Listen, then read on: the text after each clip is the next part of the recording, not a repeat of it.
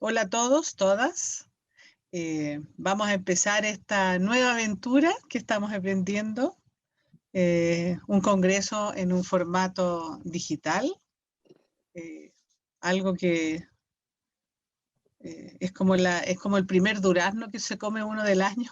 Yo nunca había hecho algo así, pero quisimos este año se me tupió la pantalla un minuto. Quisimos este año hacer el esfuerzo, de todas maneras, de estar con ustedes, de tener una instancia de conversación, de una instancia de encuentro y reencuentro, eh, el poder mirarnos, escucharnos, aunque sea a la distancia, en este complejo año 2020, que ya habíamos partido con situaciones muy complejas como país el 2019, pero que nos han impuesto también el mirarnos, el buscar formas de crecer, de mejorar. Y la idea de este congreso es que nos permita también mirar lo que hacemos desde una mirada crítica, que nos interpelemos, que volvamos a plantear el cómo enfrentar la situación de equidad e injusticia social, el cómo realmente nos enfrentamos a las personas que nos piden ayuda. Estamos en el contexto de la atención primaria de salud, nos vemos enfrentados diariamente a personas que sufren, mucho más allá del concepto de enfermedad, tenemos que buscar las maneras realmente de trabajar en pro de eso, quitarnos algunas etiquetas que nos ponemos a veces de que esto se hace así, esto se hace así, tener un espacio comunitario mucho más fuerte, entender y escuchar mucho mejor lo que las personas nos piden. Así que esta oportunidad de congreso es para eso, para que nos interpelemos, para que revisemos otra vez esta, como lo voy a declarar así, medio manía que tenemos con los programas, el programa A, el programa B, que sí son importantes para analizar lo que hacemos, ¿sí? Pero no necesariamente para enfrentarnos a las personas. Entonces los invito a recorrer este congreso. Es un desafío, yo estoy mirando la pantalla y trato de ver por dónde tengo que entrar. Les pido paciencia, este es el primero que hacemos así. Quizás podremos conversar incluso con la empresa 4ID, a quien agradezco además que se haya subido a esta aventura con nosotros, de cómo hacer una pantalla un poco más quizás amena, o que podamos conversar el cómo facilitarnos un poco la vida en este contexto digital. También quiero agradecer a Virginia, nuestra eterna Virginia Bastías, nuestra secretaria, ¿ah? Que ha hecho gigantescos esfuerzos también para subirse a esta forma de hacer, que nos acompaña ya hace muchos años y que muchos de ustedes conocen. A Antonio, que nos ha manejado la página web. Quiero agradecer especialmente a Javier Toro, de 4ID, que ha tenido que soportar estos días toda nuestra angustia e inquietudes. Así que también lo declaro. Quiero agradecer en particular a todos los socios, y lo digo cada vez que me toca hablar, a los que están y los que no van a poder estar, porque es gracias a ellos que podemos emprender esta aventura año a año, y en especial este año. Y a todos los que se entusiasmaron con nosotros y están presentes ahora ya en el chat y que espero que puedan recorrer. También lo van a poder recorrer en contexto asincrónico. Así que si por cualquier motivo están trabajando hoy día, y muchos de nosotros están trabajando hoy día, incluso personas del Comité de Congreso que van a tener que estar un ratito y después desaparecer, porque el COVID nos ha impuesto nuevos desafíos y de repente uno no puede decir me voy, me tomo mis 40 horas de capacitación. Así que a todos aquellos que están trabajando hoy día también pueden pinchar en cualquier momento del día y mirar el Congreso. Así que bienvenidos todos a este nuevo desafío que emprendemos juntos. Y ahora unas palabras de la presidenta de la Sociedad Chilena de Medicina Familiar, Carolina González. Muy bienvenidos. Yo voy a compartir una pequeña presentación, más que nada para que no se me olviden, como decía Macarena, algunos puntos. A ver si esto me resulta. Ahí sí. Y como yo no lo hice, mientras, perdona Carolina, Sí, para dale, variar, Macarena. cuando uno hace a capela, quiero especialmente agradecer al Comité Congreso. Me he olvidado de mencionarlos porque los tengo tan en la cabeza que se me olvida. a la doctora Lilian Fernández de Temuco, a la doctora Gina Brun de Valdivia, a la doctora Gladys Caro de Puerto Montt, al doctor Iván Nisel de Temuco, a Mónica Nivelo de Santiago, que armamos un congreso en 2 o 3 meses, ya ni recuerdo, nos hemos reunido tanto que ha sido muy intenso. Y por cierto, a todos los expositores que van a estar con nosotros hoy día. Muchas gracias. Ahora sí.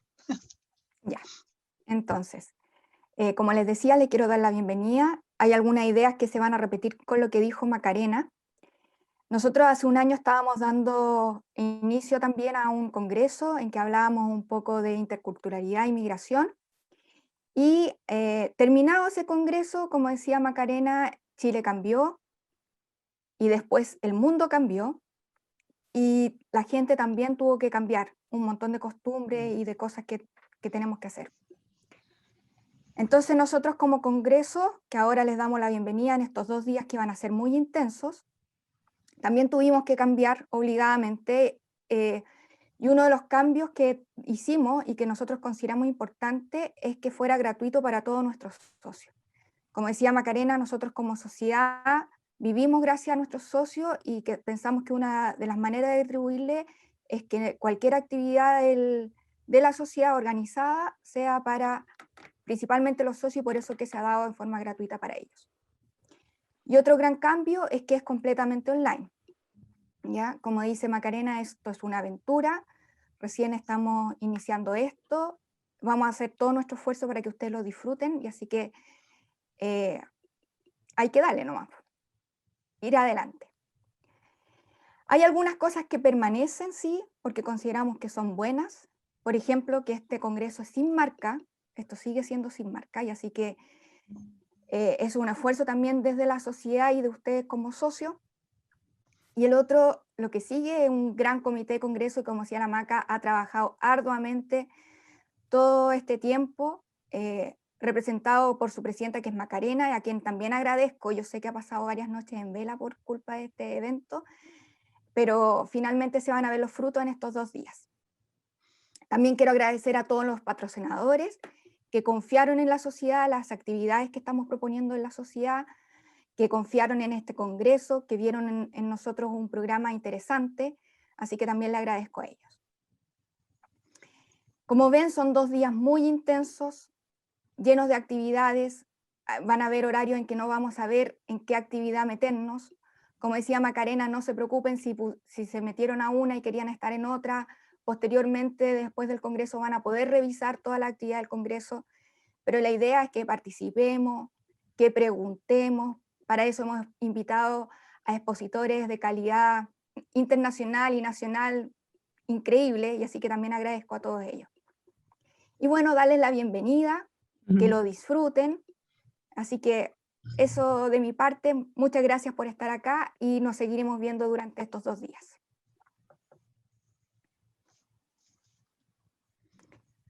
Y ahora, no sé si esperamos unos minutos por si hay gente que se va a conectar a las 9:20 o le damos al tiro la bienvenida a Sergio Minué, que es el expositor. Son 5 minutitos, esperemos.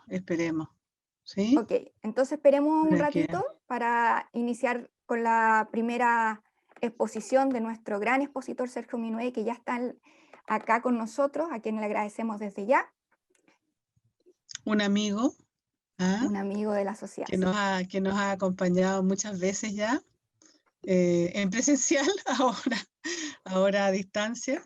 Así que muchas gracias, Sergio. Vamos a esperar unos 4 minutitos más para presentarte y para iniciar el congreso. Y además agradecerte que en estas circunstancias nos acompañe, porque es intenso, ¿sí? Vamos a esperar un ratito. Hola, Mónica. Bueno, aprovecho entonces de saludar a Sergio. ¿Cómo estás? Y saludar a todas. Buenos días. Hola, buenos días, Mónica. Ya, nos muteamos de nuevo. Bienvenido, Sergio, que te vaya bien. Ya.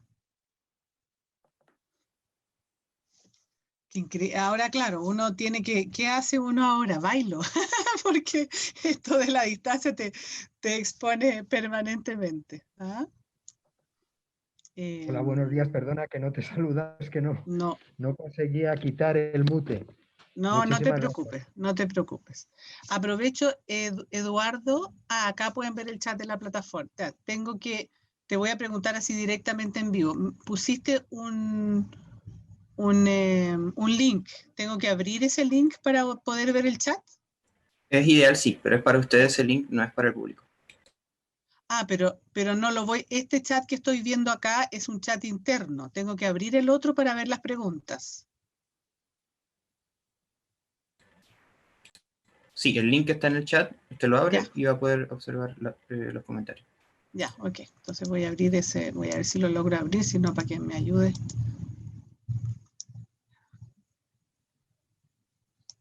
Que eso significa que voy a tener que achicar la pantalla.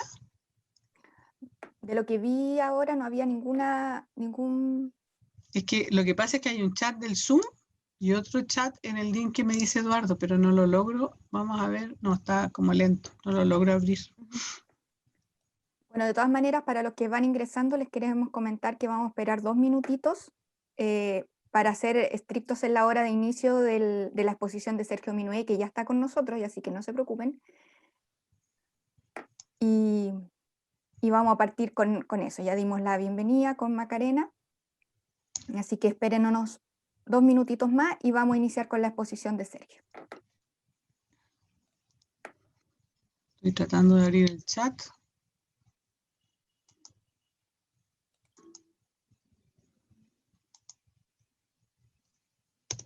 Vamos a ver si ahí me lo abre para ver las preguntas.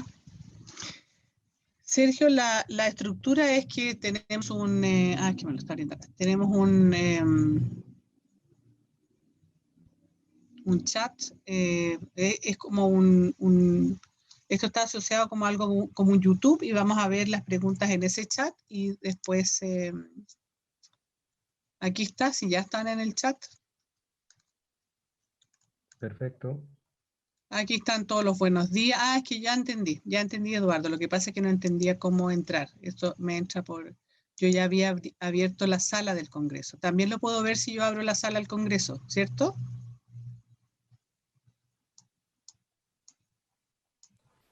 Sí, pero ideal que lo pueda ver desde el enlace que le envié. Es mejor el enlace. Ok, ya, sí, porque es más fácil de leer. Acá en el chat estaban preguntando por lo de la evaluación, que quizás sería bueno hablarlo ahora. Sí, lo vamos a decir varias veces durante el Congreso y podemos insistir en que los moderadores lo digan en la sala. Hay una prueba final. Siempre nos preocupamos de hacer una prueba final para todos aquellos que lo necesitan para su carrera funcionaria. Sergio, el contexto es que los congresos, nuestros empleadores en atención primaria, tenemos derecho a unas 40 horas de capacitación y entonces se autoriza al Congreso como una capacitación y por tanto hacemos una prueba final que les permite ascender en la carrera funcionaria y tener una calificación. Los certificados de Congreso, perdón, los certificados de Congreso, perdón que me olvidé apagar esto, ahí. Los certificados de Congreso que van con una nota tienen una mejor ponderación en la evaluación funcionaria, ¿ya? Hay que, piden sacar una foto del pantallazo para dejar evidencia, ¿ah? Hay algunos que dicen, mis colegas, al menos 5 no pueden ingresar. Tienen que pedir ayuda, no podemos hacerlo nosotros que estamos acá, ¿ya? Entonces, Acá ya estamos ya. en la hora. Aquí estaba viendo un poco lo que decía, Sí. entonces es importante, Eduardo, que también de 4ID miren la página porque algunas personas están teniendo problemas para ingresar. Sí, Okay. pero no explicaste lo de la prueba bien, Macarena. No expliqué bien lo de la prueba. Hay una prueba final. Explicaste a Sergio, pero no al resto. Está bien. Es que estoy tratando de hacer 2 cosas al mismo tiempo y claramente no se puede. Hay una prueba final para todos aquellos que les preocupe el tema de la prueba. Hay una prueba final que va a considerar solo los plenarios, ¿ya? Son 4 plenarios en general. Hay 2 hoy día. Hay 2 mañana, que es el año que vivimos en peligro y el plenario de cierre. y la prueba se va a realizar online y va a estar abierta desde el sábado. Así que todavía no hemos logrado manejar la estructura, pero se los vamos a comentar con calma y no van a tener que correr para hacer la prueba. Ni se van a tener que quedar después de las 6 de la tarde como hacemos en los presenciales. Ya, ahora sí. Ya, ahora sí. Entonces, lo queremos dejar con Sergio Minué, quien es médico especialista en medicina familiar y comunitaria y doctor en economía, profesor de la Escuela Andaluza de Salud Pública y coordinador del Centro Colaborador de la OMS, de la Organización Mundial de la Salud, sobre servicio integrado de salud basado en la atención primaria. Es consultor internacional para la OMS, para la OPS y Banco Interamericano de Desarrollo. Ha coordinado diferentes proyectos de reforma sanitaria en Latinoamérica, principalmente en Argentina, Brasil, Chile y Uruguay.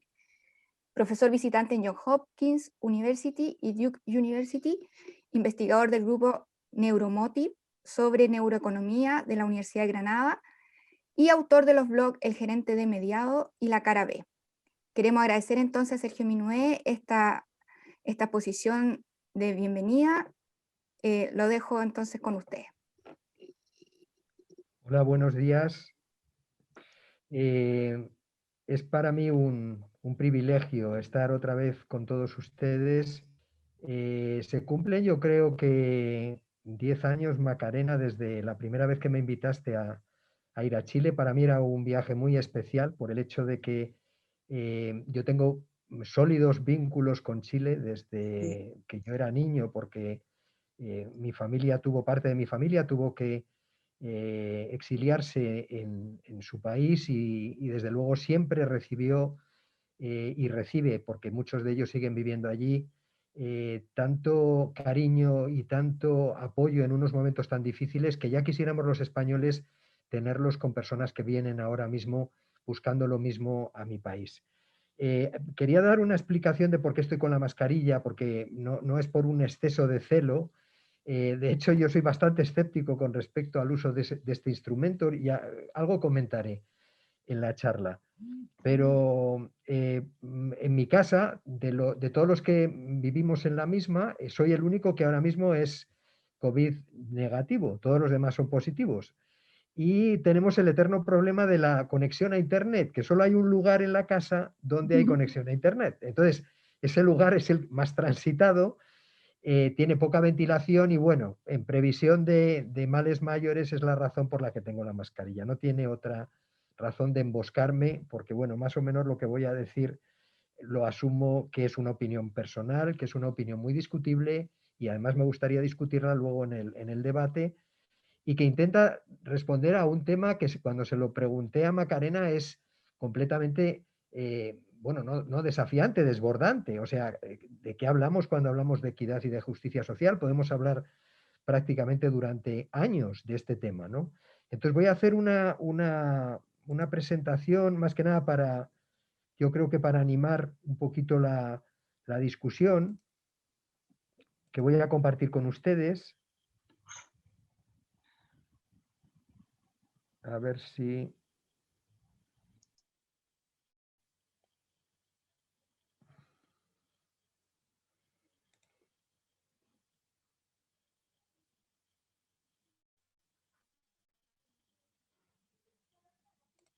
¿Se ve bien?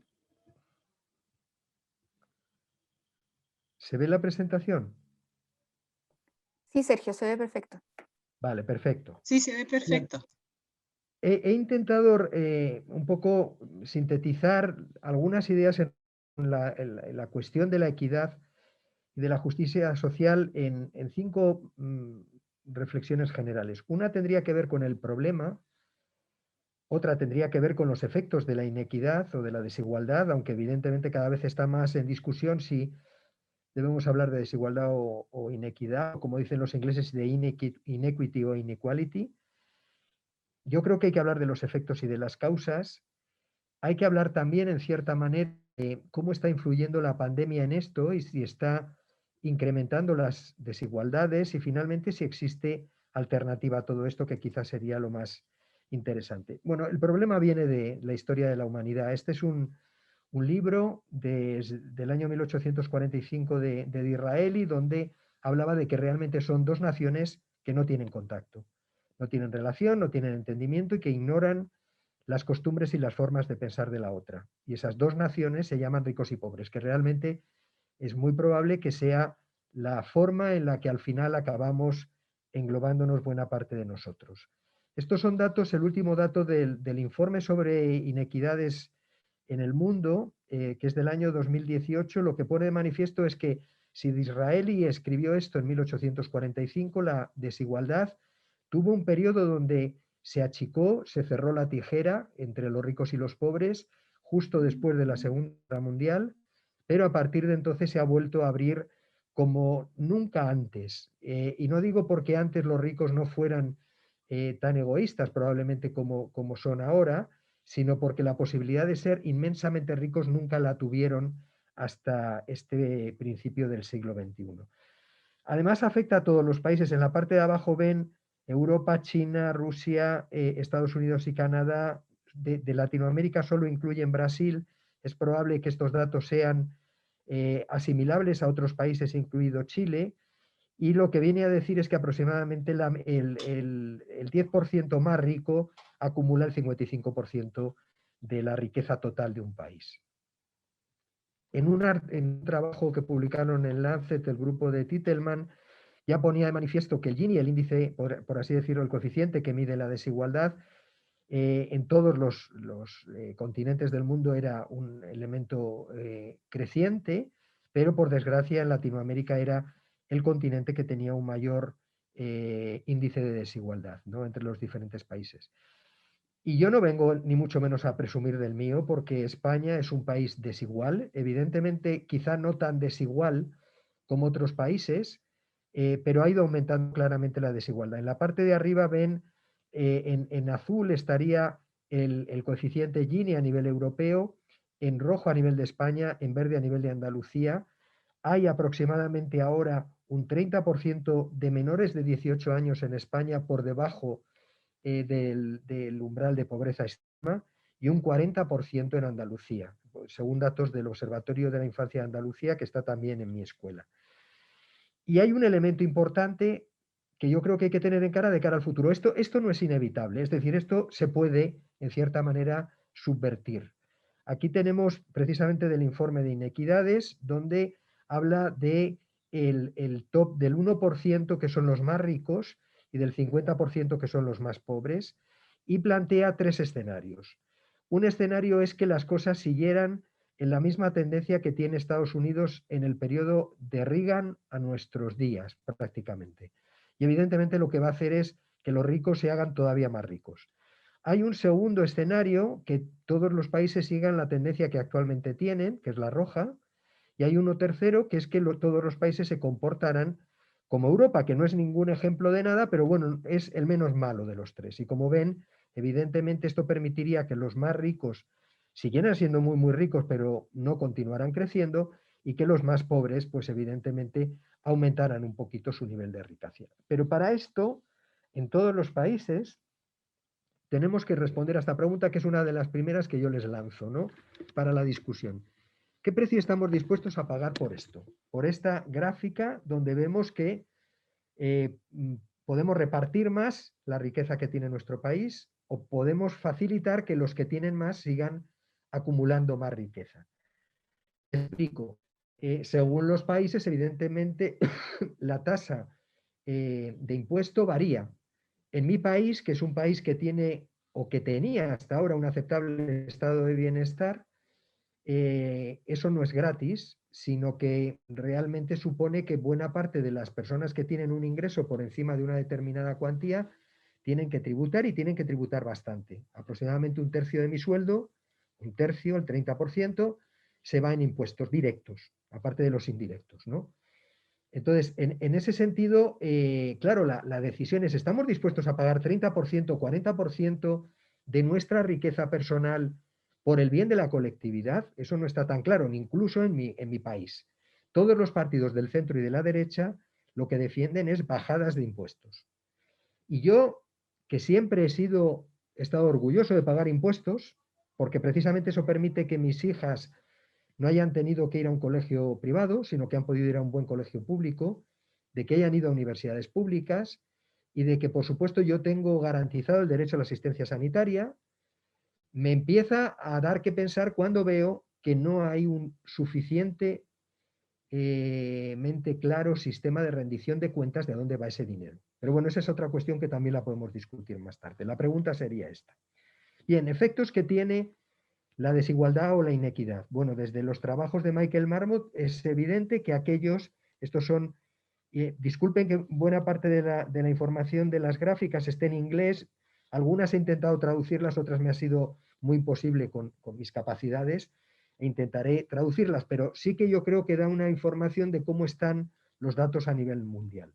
Aquí tendríamos el 1% en la parte izquierda inferior de los más ricos, en la parte derecha inferior de los más pobres, y cómo evidentemente va modificándose la mortalidad estandarizada en menores de 75 años, la comorbilidad, mientras que en las consultas, frente a lo que se dice que es que los pobres van mucho al médico, es mentira, entre unos y otros. Es decir, realmente el ser pobre mata.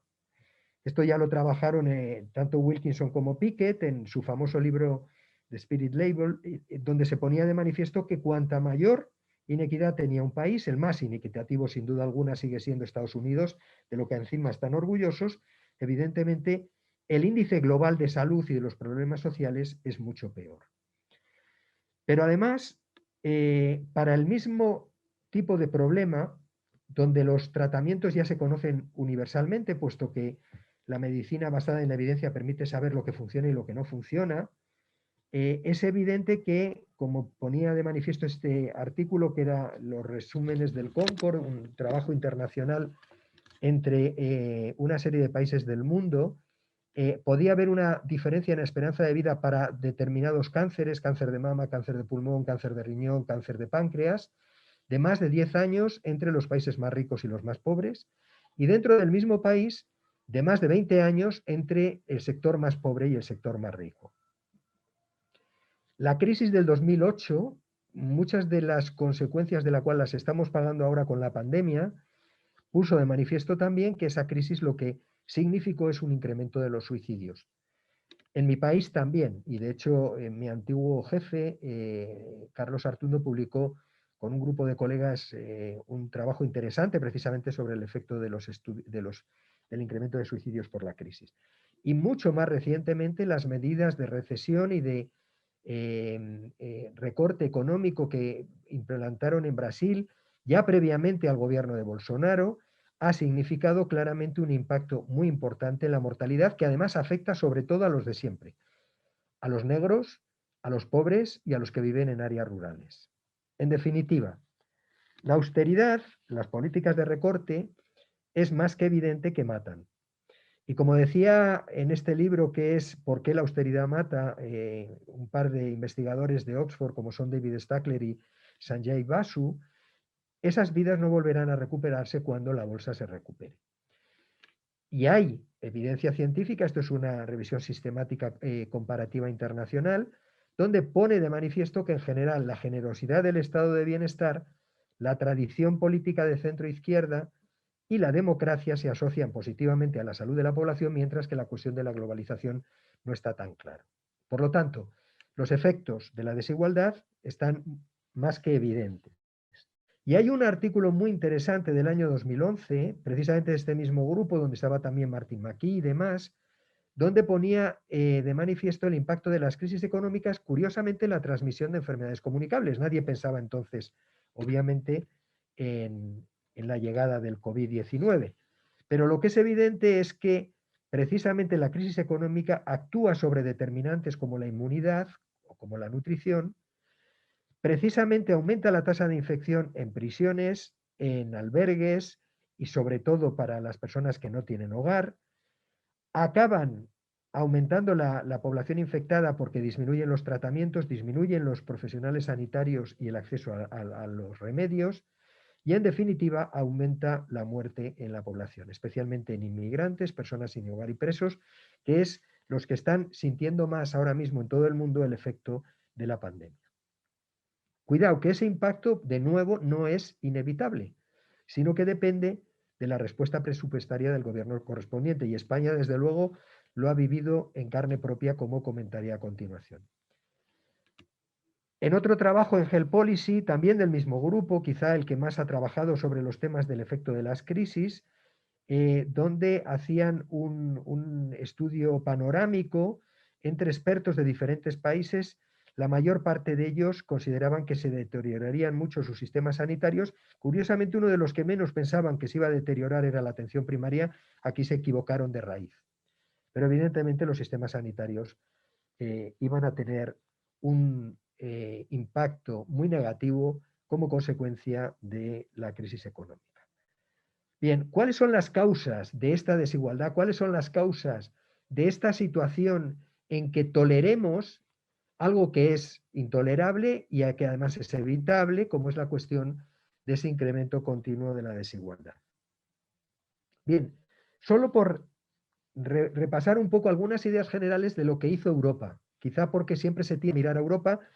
Hemos visto que la desigualdad disminuiría si todo el mundo se comportara como Europa. Europa lo que hizo fue en el siglo XIX, finales del XIX, principio del XX, una protección de los más desfavorecidos, esencialmente de la clase trabajadora de cuello azul, los trabajadores poco cualificados, y que tuvieron dos manifestaciones fundamentales. Una es la bismarckiana, la que hizo Prusia y posteriormente Alemania a final del siglo XIX, creando cajas del Seguro Social, y otra es la británica, que hizo Beveridge cuando acabó la Guerra Mundial, ante un país que estaba en situación completamente devastado. Bien, la idea era fundamentalmente proteger a los más desfavorecidos y a la clase trabajadora con tres fines. Uno, tenían mucho miedo a la llegada de los bolcheviques. Acababa de triunfar la revolución bolchevique en la Unión Soviética y por lo tanto tenían miedo a que esa infección roja comunista se extendiera por Europa. Dos, a que evidentemente consideraban que para que las empresas, las fábricas pudieran trabajar era imprescindible que los trabajadores estuvieran sanos, como si fueran, en cierta manera, animales de carga. Y tres, consideraban también, en cierto sentido, que una clase trabajadora que tuviera garantizado este tipo de elementos, como podría ser la educación, como podría ser algún apoyo cuando se ponían enfermos o se quedaban sin trabajo, y por supuesto la sanidad, podría mejorar el crecimiento económico, y así fue. Pero siempre hay alguien que no está de acuerdo con la situación, y a pesar de que Europa mejoró en todos los países por la aplicación de este estado que se dio en llamar estado de bienestar, la escuela de Hayek, que era un economista austriaco que luego se instaló en Estados Unidos, y de sus discípulos, fundamentalmente Milton Friedman, que tiene mucho que ver con lo que ocurrió posteriormente en Chile, identificaron que era necesario buscar aquellas posibilidades que permitieran subvertir ese estado. Es decir, que por qué la educación o la salud no podrían estar sometidas a las leyes del mercado exactamente igual que puede ser la fruta, la verdura o las televisiones. Entonces, precisamente Friedman decía que solo una crisis real o percibida produce cambio real. Y cuando la crisis ocurre, las acciones que son tomadas dependen de las ideas que flotan en el ambiente, y de lo que se trata es de hacer lo políticamente imposible se convierta en políticamente inevitable.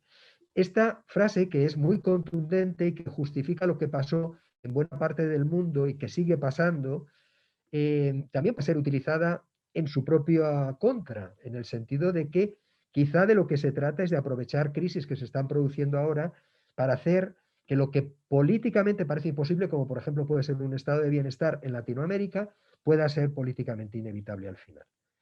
Dos ejemplos de aprovechamiento de la crisis. Una la padecieron ustedes en unas imágenes que a mí, yo creo que a la mayor parte del mundo le siguen sobrecogiendo de pensar que esto pudo ser verdad, el golpe de Estado de Pinochet. Otra más reciente y que nos afectó especialmente en Europa y en Estados Unidos, que fue la crisis del 2008 de Lehman Brothers y la crisis financiera que vino a continuación. Esa crisis coincide con este cubo que todos ustedes conocen, el famoso cubo de la OMS, de las dimensiones de la cobertura universal, donde precisamente lo que pone de manifiesto es la necesidad de que deberíamos aumentar el porcentaje de población, como se ve en el eje inferior, de población que es cubierta por el sistema sanitario, reducir en la medida de todo lo posible el gasto de bolsillo y al mismo tiempo ampliar también en todo lo posible el rango de servicios. Pero de las tres, si a mí me dieran a elegir cuál es la prioritaria, sin duda alguna es la de abajo. Porque aquí podemos hacer bastante tipo de priorización, puesto que muchos de los servicios que damos son completamente innecesarios. Y evidentemente aquí también nosotros podemos establecer un cierto equilibrio en cuanto a ese copago. Pero ¿qué ocurrió precisamente a raíz de la crisis del 2008? Esto lo publicaron Martin McKee, David Stackler, y ponían de manifiesto que existía un procedimiento explícito de acabar con ese universalismo, que por otra parte estaba propugnando la OMS. Y para ello, ellos diferenciaban 4 etapas, que yo creo que al menos en mi país se cumplieron y probablemente en buena parte de los países del mundo. Uno era crear el grupo de los pobres perezosos, es decir, gente que los pobres son gente que no trabaja, son vagos y por lo tanto tienen lo que se merece. Esa es un poco la tónica de la ideología liberal. Otro, que como son tan vagos, a los ricos no les merece la pena gastar el dinero en impuestos que van a ir a esos vagos. Otra, la necesidad de disminuir el papel de los sindicatos. Y la última, hacerlo de la manera más discreta, estableciendo políticas que aparentemente no sean vistosas. Esto, en cierta manera, no se cumplió. Fueron mucho más descarados de lo que inicialmente podría esperarse. Aunque en mi país sí que buena parte de la izquierda, y estamos hablando de gobiernos socialistas como el de Rodríguez Zapatero, estamos hablando en gobiernos socialistas como los de Andalucía, se asumieron realmente la idea de que había que recortar el presupuesto en todo lo que tenía que ver con el estado de bienestar, en educación y especialmente en sanidad. Aquí vemos que el ascenso de lo privado, del capital privado y el descenso de lo público fue común en todos los países. Miren el ascenso del capital privado en mi país, en España, que está en amarillo, y el descenso de lo público. Es decir, obviamente no nos dimos cuenta o no quisimos darnos cuenta de que esto estaba ocurriendo.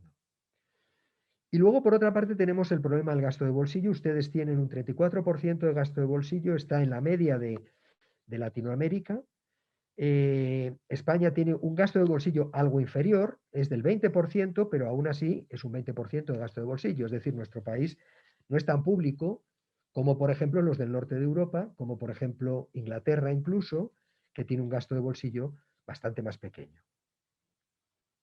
Y esto es lo que nos obligó a hacer Europa y nosotros acatamos muy fielmente, muy dócilmente. De hecho, cuando el propio gobierno del presidente Zapatero, gobierno socialista, con nocturnidad y alevosía, pactó la única modificación de la Constitución, y ahora que están ustedes en proceso constituyente, es interesante saberlo, nunca se cambió la Constitución la nuestra, que tiene muchas similitudes con la suya, porque aunque se hizo con un gobierno ya democrático y se creó de nuevo, realmente hubo que transigir con determinados tipos de condiciones que eran imprescindibles para que pudiera salir adelante una Constitución. Entonces, en ese sentido, yo creo que lo podemos discutir, pero también tiene elementos en común. Esa Constitución en el año 2010-2011 fue modificada una noche de agosto por acuerdo entre los dos grandes partidos mayoritarios, derecha Partido Popular, izquierda Partido Socialista, en la que se incluía que la deuda, en el momento en que había ingresos en el país, lo primero que tenía que hacer era en cierta manera, pagar la deuda de los acreedores externos antes del bienestar interno. Eso se hizo precisamente en condiciones relacionadas con la crisis económica. Y otro de los elementos interesantes que yo durante todos estos años en la medida de mi modesta opinión, desgañitado en poner de manifiesto y me miraban como si fuera idiota. Esta es la evolución del gasto público en salud, que pasó en el 2011 de 6,47 a aproximadamente 5,70, 5,50 para el año pasado. Es decir, claramente hubo una descapitalización, hubo un recorte, hubo un desmantelamiento del sistema sanitario público. Acompañado de otra idea, es la idea de la meritocracia. Este es un maravilloso libro que publicó Michael Young a finales de los años 50 en Inglaterra, hablando precisamente del ascenso de la meritocracia, es decir, la idea de que cada uno se labra su destino y que si tú no entras en la universidad, si tú no haces medicina, si tú no eres rico es porque eres tonto. Cuidado con esto, porque este es el fundamento social que justifica precisamente la desigualdad. Eso desde el punto de vista político. Desde el punto de vista biológico, yo no, siempre lo comento en el máster, ¿por qué no la pobreza es una enfermedad? Y en cambio lo es la diabetes o lo es la enfermedad de Takayasu. Porque evidentemente, desde el punto de vista de la etiopatogenia, tiene las mismas características que cualquier otra. Este es un trabajo publicado en PLOS, donde comparaban los niveles de cortisol entre jóvenes griegos y jóvenes suecos, precisamente en el momento de la crisis económica. Y evidentemente el nivel de cortisol era mucho más alto, debido precisamente al estrés. Y Elizabeth Blackburn ganó el Premio Nobel de Medicina precisamente por demostrar que los estresantes de la vida cotidiana aceleran el acortamiento de los telómeros, aquí lo pueden ver en rojo, y evidentemente eso significa que producen muerte celular y a largo plazo muerte. Por lo tanto, hay elementos biológicos que justifican que realmente la inequidad, la pobreza, mata. Pero además hay elementos psicológicos. Nosotros, como hemos comentado yo creo que antes, estamos trabajando en una línea desde hace ya 10 años en relación con el proceso de toma de decisiones de los seres humanos, especialmente de los médicos y de la comisión de errores. Y uno de los elementos más sorprendentes es la utilización de atajos mentales, de lo que se viene a llamar en heurístico, y que realmente en ocasiones nos ayudan a tomar decisiones muy rápidas y correctas y en ocasiones nos equivocan. Este es un trabajo de Estados Unidos donde se diferencia la distribución ideal para la gente, para los americanos, de la riqueza, la distribución de lo que ellos piensan que ocurre realmente y finalmente la distribución en la parte superior de lo que realmente. Entonces, como ven ustedes, los americanos aceptan que prácticamente el 25% de la riqueza se la lleven los 20% más ricos. Lo que ellos piensan que ocurre es que se llevan la mitad. Pero lo que no saben es que el 20% más rico se lleva el 80%. Y el 1% más rico de todos se lleva prácticamente un tercio de la riqueza total. Por lo tanto, tenemos una idea equivocada con respecto a lo que ganan estos grandes hombres que nos están salvando a la humanidad, como Bill Gates o como el dueño de Amazon o el dueño de Google, etcétera, etcétera, etcétera. Pero esta es la realidad de cómo está distribuida la riqueza en el mundo.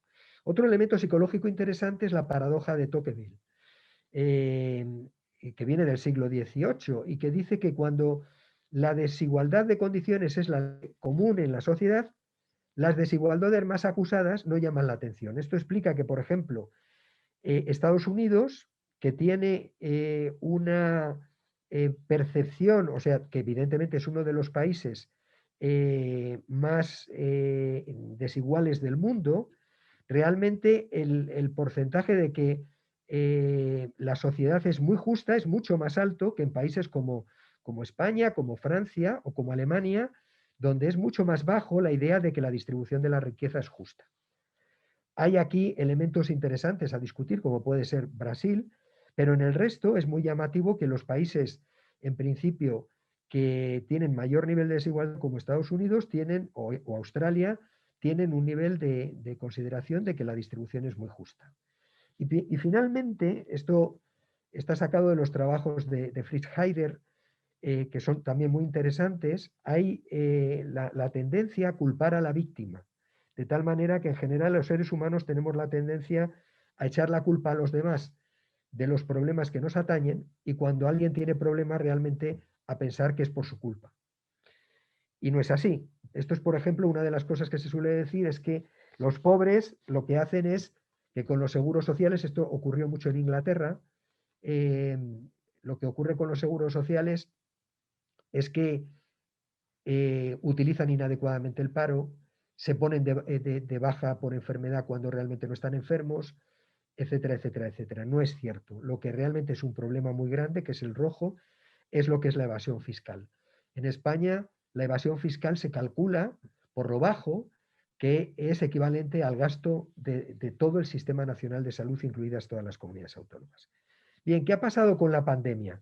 Y vamos ya un poco intentando ir concluyendo la historia. ¿Es una pandemia o es una sindemia? El término sindemia apareció por un antropólogo médico hace ya 5 o 6 años y hace referencia a que realmente las enfermedades no aparecen por caídas del cielo y que te afectan, y realmente la única cuestión es la relación entre huésped y agente infeccioso, sino que dependen de la interacción con otras dolencias y con el contexto social. El problema es que, desde mi punto de vista, esto está sacado de un artículo, de una reflexión del editor del Lancet, de Richard Horton, de hace unos días, donde ponía de manifiesto que el COVID no es una pandemia, que el COVID evidentemente es una sindemia.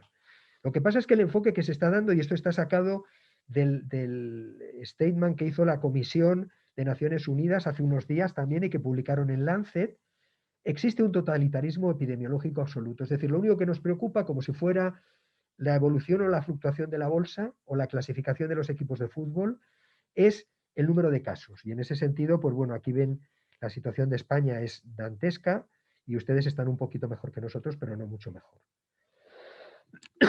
Voy a hablar, perdón, un poquito de mi país y de lo que ha pasado con la pandemia. Yo no voy a venir a decir, como habitualmente decimos muchas veces los españoles, no, nuestro sistema sanitario es maravilloso, somos uno de los mejores del mundo. La realidad es que somos uno de los peores países que ha gestionado la pandemia. Esto está sacado del Financial Times. Perdón, es el efecto en economía, la caída del Producto Interior Bruto, la de España es la mayor de Europa y el número de muertes tampoco nos va mal. Es decir, estamos consiguiendo hundir la economía, pero no a cambio de reducir las muertes, cosa que en cambio está haciendo, por ejemplo, perfectamente los países del norte de Europa. De hecho, la Universidad de Cambridge, en un informe sobre la consecución de los objetivos del milenio, decía que España era el país que peor había gestionado la crisis de todos los países de OCDE. En cierta manera, la única respuesta que tenemos por parte de las autoridades es una respuesta coercitiva: prohibición, multa y detención. Y miren las conferencias de prensa del máximo responsable para la pandemia, Fernando Simón, rodeado generalmente de ejército, policía y fuerzas de orden público en general. Porque precisamente de lo que se trata, en unas imágenes que tienen mucho que ver, o son muy parecidas, al menos desde el punto de vista de la imagen, con los disturbios raciales en Estados Unidos, esto era una detención a un joven porque no llevaba mascarilla, a un menor que se le había olvidado en su casa. Bien, segundo elemento clave de nuestra gestión de la pandemia, el hospital como centro del sistema. Esto es un hospital que se creó ex profeso en Madrid, para lo cual lo que se hizo fue, evidentemente, cerrar centros de salud, que al fin y al cabo ya se sabe que la atención primaria sirve para poco. Entonces cerramos y llevamos a los médicos y a las enfermeras a los hospitales.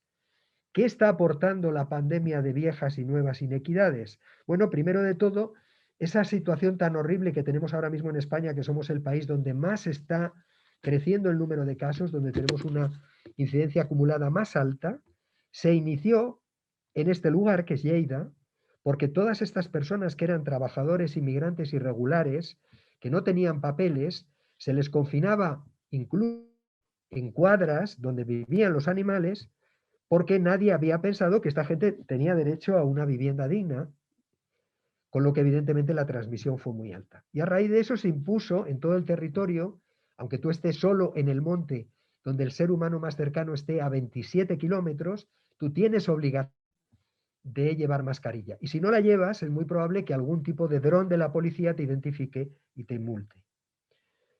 Es la gran novedad de nuestros tiempos. La COVID-19 ha permitido el teletrabajo.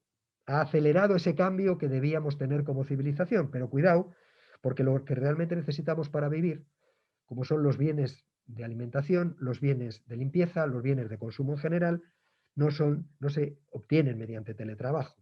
Por lo tanto, ya tenemos ahí otra inequidad nueva que ha traído la pandemia.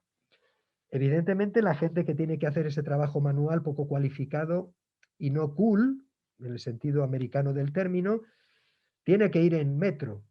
Y evidentemente en el metro no se mantienen las distancias de seguridad.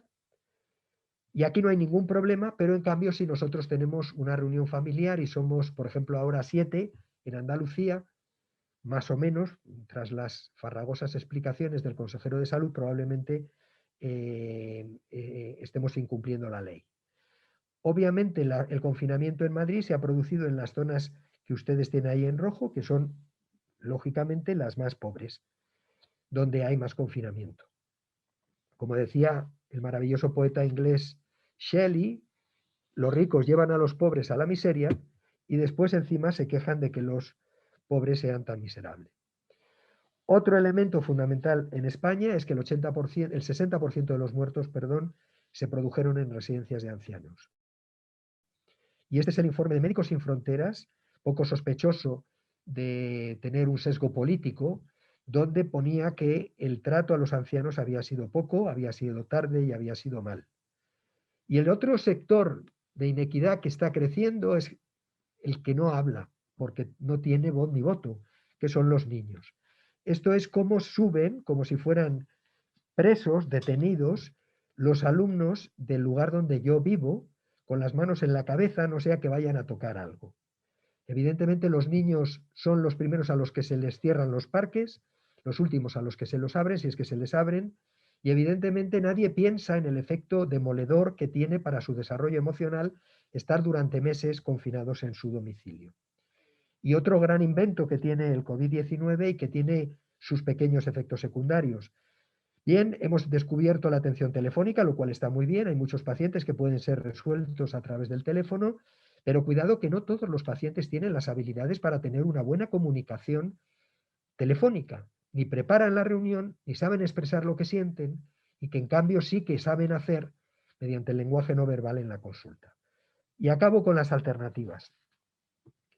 El problema de la política es global, es decir, el deterioro de la confianza que hay en personas como los políticos españoles ahora mismo, como su presidente Piñera, como por supuesto Donald Trump, como Boris Johnson en Inglaterra, es terrible. Y es más, un elemento muy peligroso es que Donald Trump ayer en el debate con Biden vino a decir que él solo acepta un resultado electoral, que es que gane. Si no, impugnará el resultado y quien arbitrará es la Cámara de Representantes o el Tribunal Supremo, donde él tiene mayoría. Es decir, estamos en cierta manera a un paso de acabar con la democracia. Segundo, esa forma de acabar con la democracia tiene mucho que ver también con cómo recibimos la información a través de redes sociales.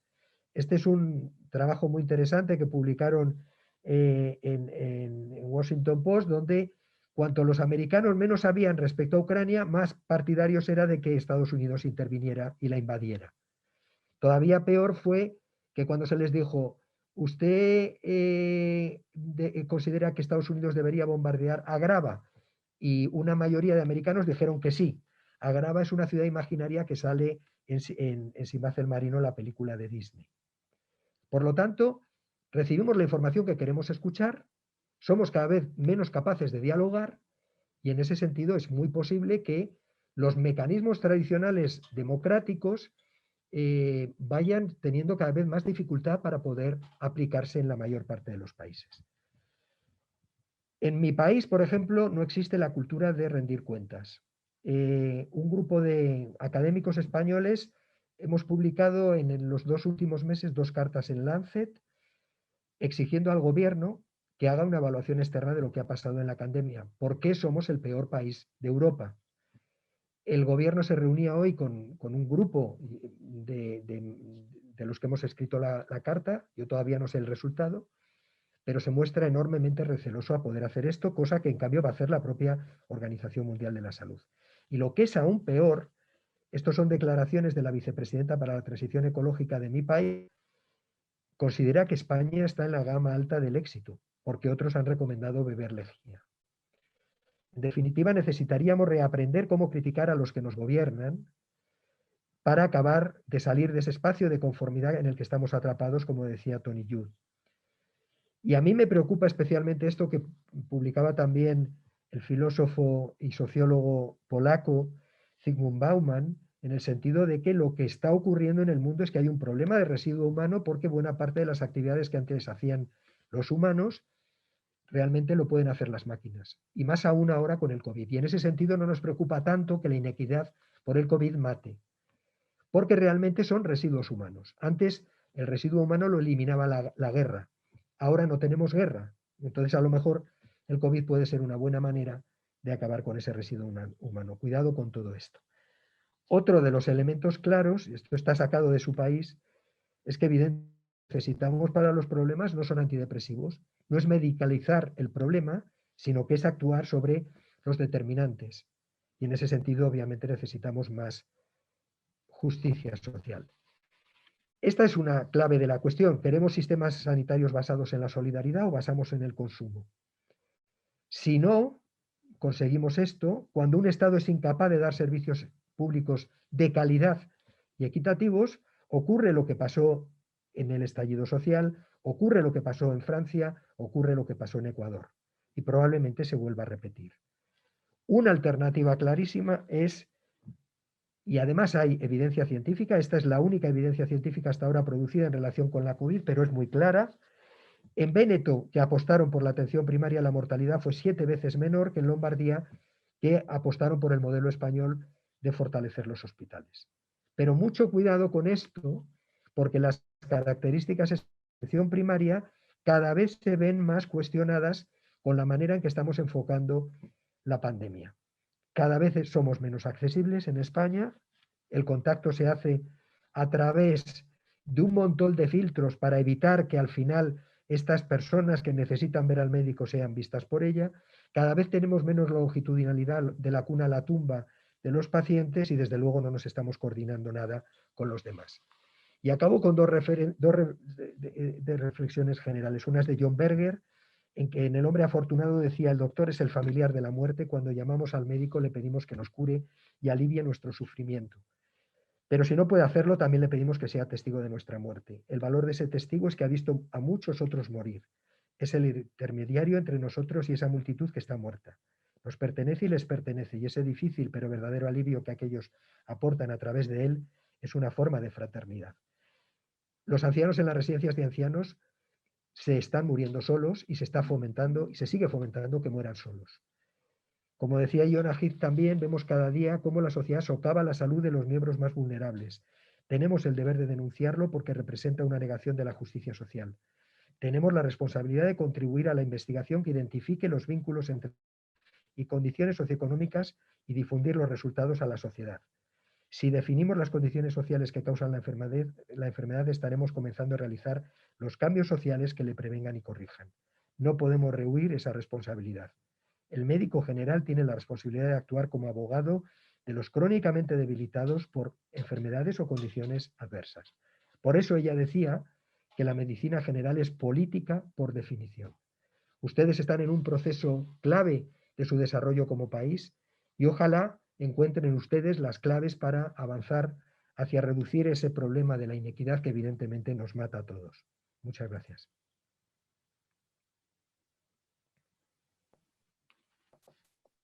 Gracias, Sergio, por tu excelente presentación. Para los que vienen llegando, yo sé que hubo harto problema para ingresar. ¿Algún ruido podemos hacer? Les pedimos las Gracias, disculpas. Sergio. Muchas gracias. Sí. Muchas gracias. Acabamos de escuchar la exposición de Sergio Minué. Y para los que, como les decía, recién están ingresando, les queremos dar la tranquilidad de que esta exposición va a quedar grabada, así que la van a poder revisar después. La verdad es que fueron muchas ideas, muchas cosas que nos dijo Sergio durante sus minutos de exposición, y por eso le quiero agradecer. Estaba tratando de ver si había alguna pregunta. Yo no sé si, Maca, tú tienes alguna pregunta. No ha habido una pregunta así muy específica, pero quería hacer un comentario de, creo que lo dijo, sí, Humberto Berríos, que dijo algo así que te va a hacer, la ironía, digamos, te va a hacer mella, Sergio, que dice: si no fuera por el acento, juraría que está hablando de Chile. ¿Ya? Lamentablemente lo que dices tú en términos de nuestros políticos y las personas que rigen nuestros destinos muchas veces se está apareciendo mucho y nos hace mucho sentido. Entonces este comentario de si no fuera por el acento juraría, en Chile lamentablemente nos está pasando a todos y tenemos que trabajar para mejorar. Yo sí te quería hacer una pregunta, no he logrado ver que hayan hecho preguntas específicas. Alguien está comentando lo que tú dijiste al final, que la medicina de familia es una militancia por la justicia social y la equidad. Pero me gustaría que nos explicaras de nuevo este concepto de la sindemia, que yo creo que es muy importante aclararlo, que entiendo que tiene que ver con el concepto de justicia social y lo dijiste muy por encima. Me gustaría si pudieras comentar algo de nuevo sobre eso. Sí, a ver, el concepto en inglés es syndemic y tiene que ver precisamente, obviamente cuando el antropólogo que lo definió lo hizo, yo creo que no estaba para nada pensando en una pandemia de este tipo, pero sí que reúne el COVID-19 o la COVID-19 todas las características de lo que es una sindemia, ¿no? Cuidado que no es comorbilidad, no estamos hablando de que, evidentemente, si tú tienes diabetes y al mismo tiempo eres hipertenso y al mismo tiempo eres obeso, tienes mucho mayor riesgo vascular. Bien, eso ya sabemos que la multimorbilidad o la comorbilidad es un factor que agrava el riesgo de condiciones independientes. El elemento fundamental que mete el concepto de sindemia es que no es nada nuevo, pero bueno, también los científicos viven de inventar palabras. Es algo que siempre ha existido, que mucha gente es muy consciente de ello, y yo creo que toda la teoría de los determinantes sociales claramente está relacionado con ello, pero que tiene ahora un enfoque diferente. Es decir, la COVID-19 se vive completamente diferente si tú tienes enfermedades o no las tienes, pero al mismo tiempo la COVID-19 influye en que como la prioridad del sistema es la COVID-19, a la gente se le deja de atender por otro tipo de problemas. Por ejemplo, en España, un grupo de cardiólogos acaba de publicar un papel súper importante donde aproximadamente señalaban que 2 de cada 5 infartos no son tratados durante la época de la pandemia, precisamente porque no es una prioridad. Tú llegas a la urgencia y dices, no, mire, estamos de COVID y por lo tanto no podemos atenderle sea lo que sea. Y además, en ocasiones es porque el sistema le rechaza, en ocasiones es porque los propios ciudadanos, los propios pacientes dicen, mira, yo no voy a ir por miedo. Miedo a que coja el COVID, que es mucho peor que el infarto o que el ictus, miedo a que no me atiendan. Y no digamos nada de las personas que están en una situación irregular. Es decir, cómo van a, por ejemplo, con la cuestión de los trazadores, que es uno de los mayores fracasos de la historia de mi país. Y además eso lo comentamos, o sea, yo lo publiqué en el blog no porque yo sea listo, lo único que hice fue compartir la información del Centro para el Control de Enfermedades Europeo, donde decía que se necesitaba aproximadamente un trazador por cada 4.000 personas, lo que indicaba que en España deberíamos tener alrededor de entre 10 y 15.000 trazadores. El Ministerio, cuando deberíamos haber estado haciendo esa tarea, que era en el mes de junio, notificaba 700 trazadores en vez de 15.000. Pero el elemento clave del trazador es que tiene que, ante una persona que es un caso, identificar sus contactos. ¿Cómo va a identificar los contactos un empresario que maltrata a los trabajadores y los tiene sobreexplotados en cuadras? ¿Cómo va a hacer bien el seguimiento de los contactos de un angoleño, un senegalés que vive con 10 personas en la misma casa? Por lo tanto, todos estos elementos de las condiciones sociales y económicas condicionan completamente la pandemia. Y en ese sentido, el error que se está cometiendo, yo en España, por supuesto, no sé si en Chile también, probablemente también, es que solo el único elemento que abre todos los telediarios es cuántos casos llevamos arriba o abajo. Y no hemos hecho nada por mejorar las condiciones de trabajo de la gente, la capacidad de respuesta del sistema, las condiciones de trabajo de los profesionales sanitarios. Ayer se publicó un Real Decreto que permite a miles de colegas enormemente cualificados de todo el mundo, esencialmente de Latinoamérica, que se les habilite para trabajar de médicos cuando el proceso normal puede durar 4 años. Yo me avergüenzo de mi país, que un colega chileno, argentino, brasileño tenga que esperar 4 años para que le homologuen el título y ahora, por la vía de la urgencia, vayan a hacérselo deprisa y corriendo. Esa es, yo creo que un ejemplo más de que evidentemente en la pandemia todo está relacionado. Gracias, Sergio. Hay No, sí, una pregunta. algo pasó, algo le pasó a Sergio porque él sigue hablando, pero no se oye. Yo la escucho perfecto. Ahí. No, yo dejé de hablar, ¿eh? Sí, Sí, dejaste, ahí está, ya, ok, ya. ya. Sergio, hay una pregunta que hicieron por el chat que dice, ¿por qué crees tú que España optó por un modelo hospitalocéntrico para esta pandemia? Uno de los elementos característicos de mi país es, bueno, uno, el exceso de confianza, que además es un heurístico muy utilizado. Creemos que las cosas al final van a ir bien, posiblemente tenga que ver con el sol. Y el segundo es el engañarnos a nosotros mismos. Por ejemplo, la mayor representación española es la Semana Santa, donde va una virgen perfectamente trajeada con un traje que puede costar cientos de miles de euros, pero debajo de ella hay un palo. Entonces, esa es, yo creo que un buen símil de lo que es España. Es un país que de cara al exterior da la imagen de un país potente, moderno, muy bien regulado, y luego por debajo nos faltan elementos sustanciales. España siempre ha mentido con la idea de que la atención primaria era el eje del sistema. Era falso. Siempre lo ha sido, pero ahora lo es todavía más. De hecho, del primer pico al segundo, cuando se sabía que lo que había que hacer era reforzar la atención primaria y la salud pública, los rastreadores, no se invirtió ni un euro en ellos, y lo que se está haciendo ahora es construir nuevos hospitales para este segundo pico.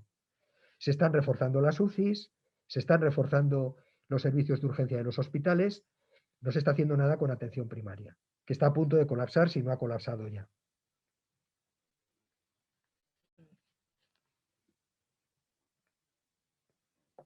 Gracias. Estaba viendo los otros comentarios del chat.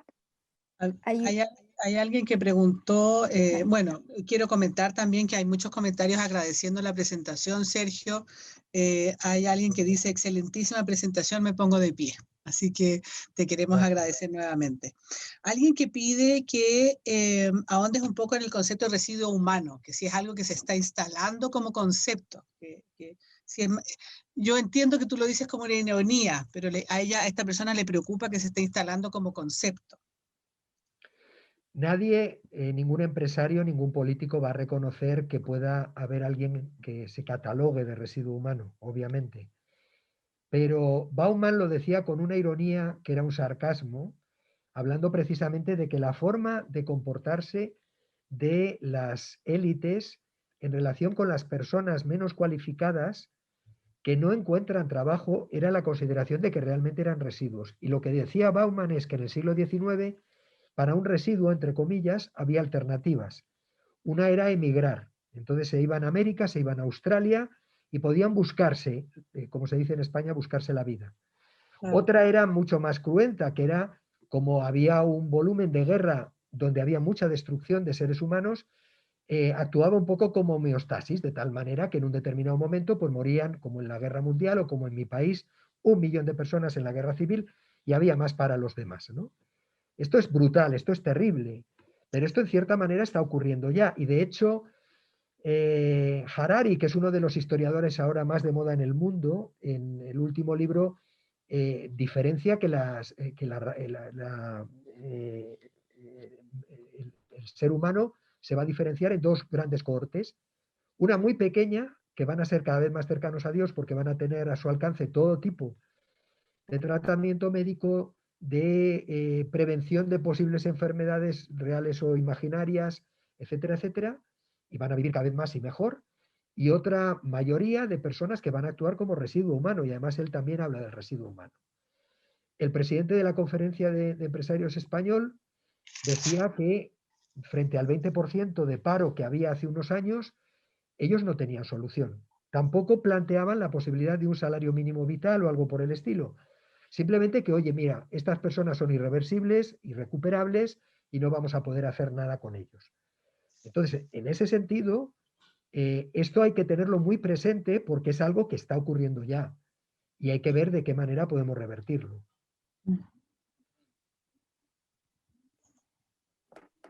Gracias, Sergio. Aquí hay otra pregunta que dice, ¿qué recomendaría aplicar a nivel de centro de salud familiar y políticas municipales? Primero de todo, no desmantelen su sistema. Cuiden su sistema, estén orgullosos de su sistema. Yo tuve la inmensa suerte en las diferentes visitas que he hecho a Chile y especialmente en un proyecto de consultoría que hicimos para el Banco Interamericano, de conocer bastante directamente lo que es el sistema sanitario chileno y lo que es la APS chilena. Y en ese sentido, nosotros tenemos muchísimo que aprender de ella.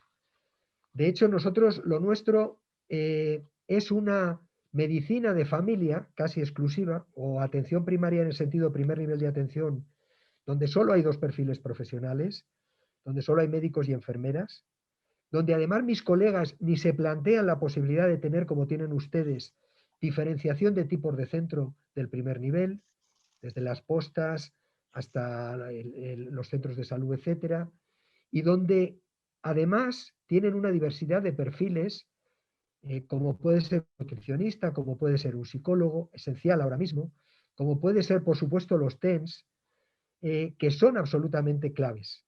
Y en ese sentido, yo creo que la respuesta no es la que se está intentando en España, que es todavía colapsar más al médico de familia para que haga el trazado, sino la única alternativa para la pandemia es una respuesta comunitaria, desde la APS en sentido clásico del término, y donde haya una diversidad de perfiles profesionales que cada uno hagan sus tareas, pero que evidentemente estén coordinados. Y evidentemente la tarea del rastreo se tiene que hacer desde la APS, la tarea de la intervención social sobre las personas que viven solas se tiene que hacer desde la APS y el tratamiento del paciente con síntomas se tiene que hacer desde la APS. Por lo tanto, yo creo que lo que tiene que hacer es proteger, porque es muy fácil desmantelar y es muy fácil dejarse llevar por ideas modernas de otros sitios.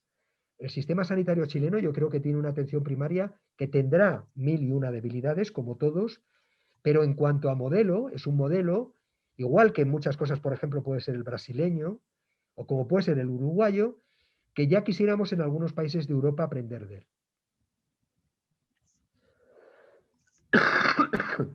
Muchas gracias.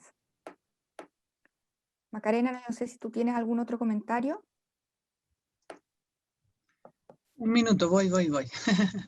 Me demoro porque estoy viendo como 2 pantallas al mismo tiempo y todavía me tardo en...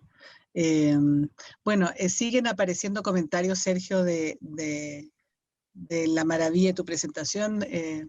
Sabíamos que iba a ser algo muy decidor y orientador también, en el fondo, lo que plantea ahora, que nos interpela, que nos dice lo que nos dices tú, de que tenemos que proteger este sistema que tenemos, que tiene sus dificultades y tiene sus bemoles, pero que es un modelo que está orientado, me gusta decir, que hacia las personas, que hacemos un trabajo en ese sentido. Alguien preguntó también, se me perdió una pregunta que dice que en algún minuto tú hablaste de que la inequidad no es evitable.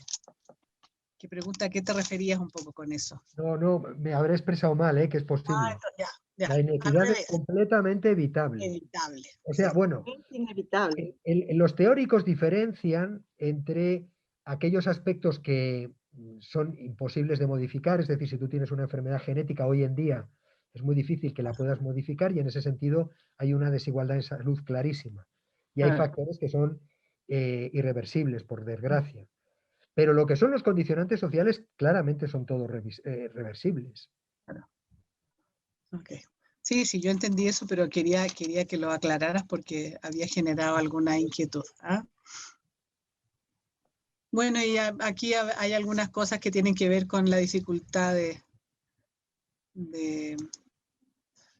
de implementar el concepto de medicina familiar y la medicina familiar como especialidad orientada a la APS, que nos pasa todavía y queremos creer que estos eventos en que hay tantas personas conectadas hoy día son los que nos van a permitir también reforzar la importancia de la atención primaria de salud y la medicina familiar como especialidad que se ocupa principalmente de ese nivel de atención. Sergio, no hay más preguntas. Te agradezco enormemente. Sé que ha sido una dificultad estar aquí hoy con nosotros. En términos coloquiales les comento a los que están que tuvimos varias conversaciones con Sergio de si iba a poder estar, así que agradezco muchísimo tu esfuerzo y el de tu familia también, agradecer a tu familia que te haya permitido estar con nosotros hoy día. Te invito a continuar con nosotros en este congreso, tienes acceso liberado, así que puedes entrar y salir cuantas veces quieras y ver además en forma asincrónica. Hay varios que están preguntando si van a poder ver esta presentación otra vez. Sí, van a poder ver esta presentación otra vez, está todo quedando grabado. Esa es la idea además de un congreso digital, es decir, que puedan volver a revisar las presentaciones y yo creo que quiero creer que todas las presentaciones las vamos a tener que mirar de nuevo y en particular esta. Yo creo que nos interpela de una manera muy importante, así que te agradezco nuevamente, Sergio, que hayas estado con nosotros. No, muchísimas gracias a ustedes. Para mí es algo muy, muy especial el poder trabajar con ustedes y poder trabajar con Chile desde el punto de vista personal, o sea que siempre estaré a su disposición. Muchas gracias, muchas gracias. Muchas Creo que gracias. Mónica apareció por ahí, ¿quiere decir algo?